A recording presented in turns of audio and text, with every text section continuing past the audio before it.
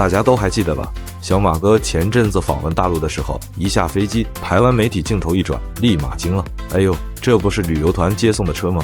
怎么看着那么眼熟？再仔细一瞧，车标不是丰田，而是国产宇通考斯特。于是台湾网友一阵热议，前领导人访问大陆，居然坐的是一台旅行社标配。大陆观众则哈哈大笑，你们不懂，这才叫规格，这才叫中国式安排。因为在大陆，考斯特已经不是一台简单的中巴车，而是一种象征，一种移动舞台，一种中国式政治与生活气息的缩影。如果你要形容考斯特在中国的地位，大概可以这么说：奔驰、劳斯莱斯是婚礼的头车，法拉利、兰博基尼是富二代炫耀的标配，宝马、奥迪是公司老板的心头好，而考斯特呢，它是政府机关、国企的万金油，是各种会议、考察、外宾接待的头号选择。说得更直白点，你可能没坐过劳斯莱斯，但你一定见过考斯特；你可能没进过中南海，但你十有八九在市政府门口见过考斯特。它的定位就像是中巴界的茅台，一出场大家心里就有谱。这不是一般的车，这是有身份、有背景、有排场的车。很多人好奇，领导出行为啥不用奔驰、斯堪尼亚这种豪华大巴？答案很现实，太大了。你想象一下，一次调研活动，书记、市长带着10几个人去一个县里，要是真开辆奔驰大巴过去，得有多招摇？不但拐弯难停车，还容易让老百姓吐槽。看看领导来调研，气势比摇滚演唱会还大。而考斯特呢，长度合适，气场刚好，既能塞下10几个人，又不会显得像明星巡演团，给人一种低调而不失庄重的感觉。那有人又问，那干脆用奔驰 S、奥迪 A8 这种行政轿车不行吗？问题是轿车小啊，领导坐轿车舒服了，后面的一堆随行人员怎么办？难道大家分散坐网约车跟着跑？那画风就搞笑了。前面是气派的 A8 车队，后面是一排滴滴快车，还有一辆司机打电话催单，不好意思领导，我这车顺路带俩拼车的，能不能先去送一下？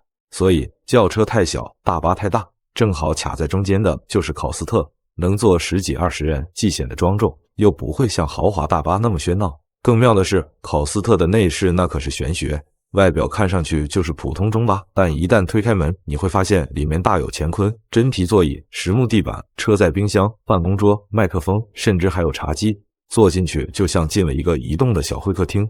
这就解决了一个大问题，领导们最喜欢的活动之一就是边走边开会，会议不能停，文件不能断，人到哪，办公桌就要到哪。而考斯特就是这个移动办公室。你可能以为考斯特是车，其实它更像是4个轮子的会议室。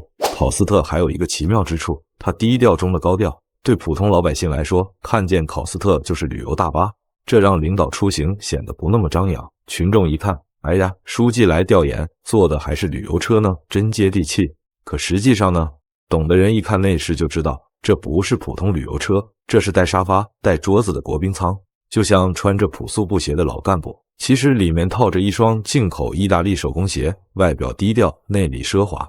别以为考斯特只是工具车，很多领导对它是有感情的。为什么？因为它陪伴的场景太多了。下乡调研，考斯特在；开会迟到，考斯特飞速接；外宾到访，考斯特在旁边等候。久而久之，考斯特就像领导们的老伙计。甚至有段子说，很多领导刚上台，第一时间不是熟悉办公室，而是熟悉自己的那辆考斯特。说回马英九，他当年坐上考斯特的时候，心里80%也是一冷。这不就是台北市政府常用的公务车吗？但不同的是，在大陆，这车有另一层含义，它不是单纯的公务车，而是一种政治氛围的象征。于是画面就搞笑了，台湾观众觉得寒酸，大陆观众觉得规格，领导本人可能觉得亲切。这就是考斯特的魔力，每个人看到它，脑子里都自动生成不同的解读。你要问我，领导们为什么爱用考斯特？我可以给你一句官方解释，因为它兼顾实用、低调和庄重。但我要给你一句民间解释，因为它是唯一一辆能把开会、喝茶、办公、调研、合影全部打包的中巴车。